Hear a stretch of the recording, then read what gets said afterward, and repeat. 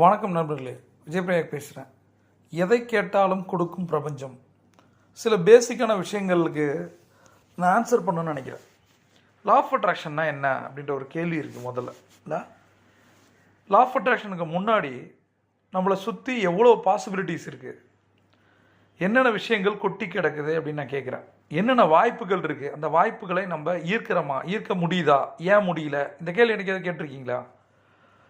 சந்தோஷம் எங்கேயும் நிறைஞ்சிருக்கு, நாம் சந்தோஷமாக இருக்கோமா? பணம் எங்கேயும் நிறைஞ்சிருக்கு, நம்மள்ட்ட பணம் இருக்கா?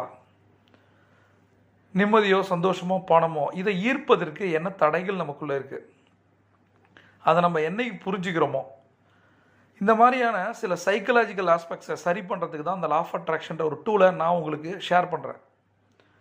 இதை யூஸ் பண்ணி பார்த்தீங்கன்னா